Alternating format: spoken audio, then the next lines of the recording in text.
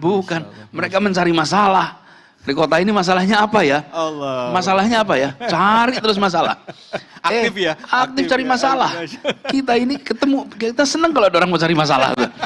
Bukan bikin masalah ya? Iya, Bukan bikin masalah. Dia senang cari masalah. Terus ketika ketemu masalah apa yang dikerjain? Diselesaikan. Diselesaikan. Kalau cuman begini, cari masalah, terus nelfon sekda, itu gampang, banyak yang lain.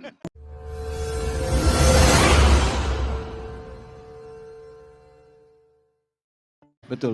Baik, Pak Gubernur, hari ini kita melihat Pak bahwa dari Basnas, Basis Provinsi DKI Jakarta pun turut berpartisipasi di dalam mendukung kegiatan khususnya dalam pengembangan potensi anak-anak ataupun saudara-saudara kita yang difabel. Nah, bagaimana pendapat Pak Gubernur mengenai hal ini, Pak? Silakan.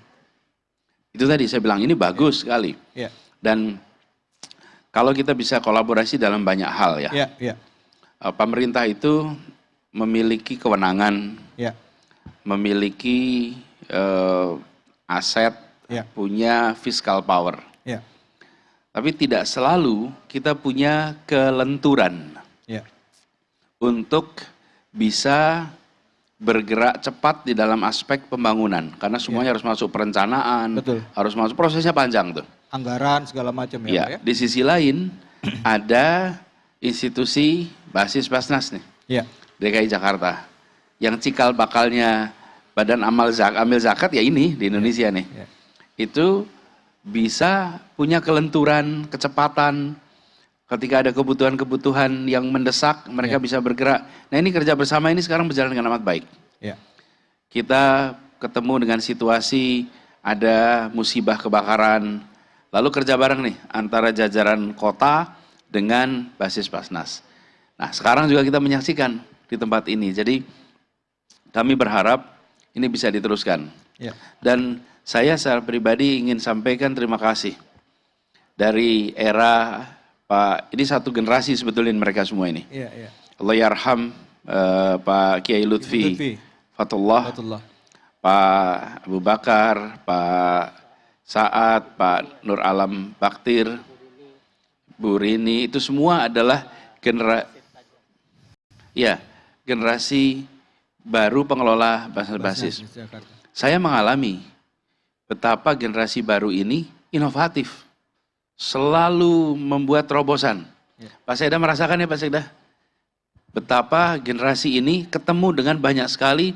Jadi mereka ini bukan menunggu proposal, menunggu permintaan, bukan. Mereka mencari masalah. Di kota ini masalahnya apa ya? Allah. Masalahnya apa ya? Cari terus masalah. Aktif ya? Aktif cari masalah.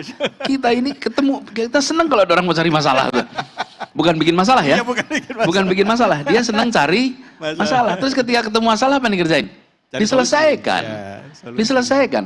Kalau cuman begini, cari masalah, terus nelfon sekda, itu gampang, banyak yang lain. Itu banyak yang lain, betul nggak Pak Sekda? Cari masalah, terus WA Pak Sekda, itu banyak yang lainnya. Tapi kalau cari masalah, habis itu dia bilang, kami akan selesaikan, kami turun tangan, kami bereskan. Nah itu baru Basnis Basas DKI Jakarta. Masya Allah, tepuk tangan, Allahu Akbar. Pak Anies, pertanyaan terakhir Pak. Tadi disampaikan bahwa dengan adanya kolaborasi dengan Basnas, pemerintah Provinsi DKI Jakarta mengapresiasi ini. Nah, sekarang bagaimana Pak? Pada saat saudara-saudara kita kaum difabel atau anak-anak yang difabel ini sudah mendapatkan keterampilan yang mumpuni, baik, dan mereka ingin masuk ke lapangan pekerjaan. Apakah ada program-program khusus yang memang diberikan oleh pemerintah Provinsi DKI Jakarta untuk saudara-saudara kita difabel? Ya. Ini kejadiannya Desember 2017. Ya. Saya baru 2 bulan tugas di Jakarta. Kemudian saya diundang acara di Dinas Sosial. Saya datang ke Dinas Sosial tuh. Ngobrol. Saya ingat tuh Desember tuh.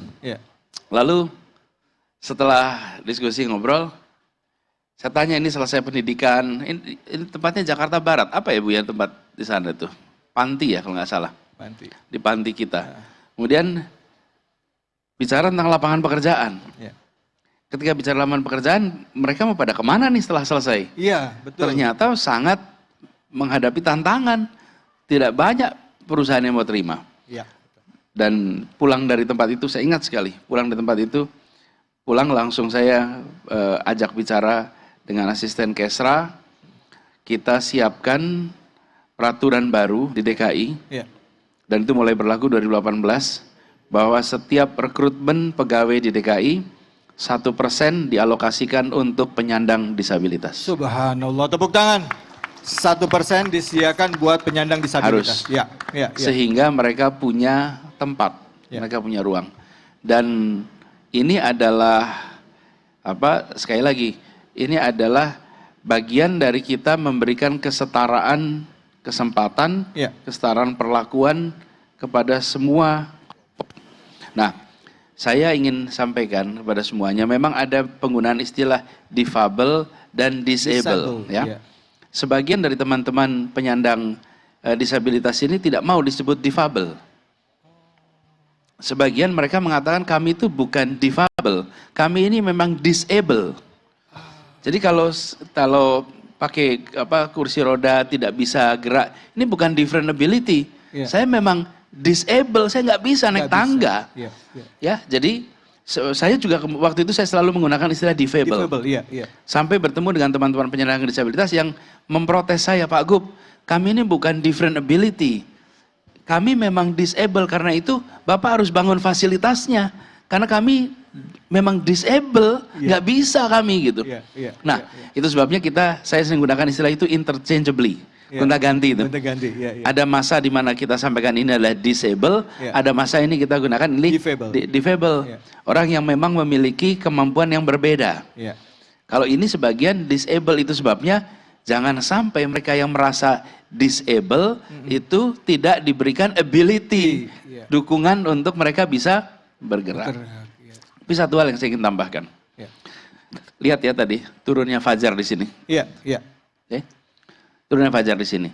Saya ingin mengajak kepada semuanya, semua penduduk Jakarta, ketika melihat ada penyandang disabilitas, maka pandang itu sebagai saudara sendiri. Berhenti sebentar, sapa. Apa yang bisa dibantu? Ini bukan sebuah negeri yang individualistik. Ini bukan sebuah negeri yang semua orang hanya memikirkan dirinya sendiri. Kalau kita di negeri-negeri lain, segalanya serba dibuat ekstra untuk para penyandang disabilitas, itu semuanya bisa mengerjakan sendiri. Itu baik.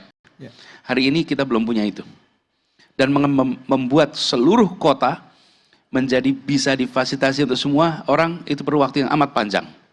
Di antara masa itu, yuk ambil tanggung jawab. Kalau lihat ada penyandang disabilitas sedang jalan, jangan diam. Tanyakan, Pak mau kemana? Berapa jauh?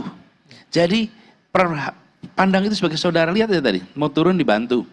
Itu jangan dipandang sebagai, wah harusnya di sini disiapkan turunan rem dan lain-lain. Tapi pandanglah ini sebagai kesempatan berpahala. Dan bila sekota penduduknya melihat setiap penyandang disabilitas itu sebagai saudara sendiri, sebagai kesempatan berpahala, maka semuanya akan terbantu dalam semua urusan.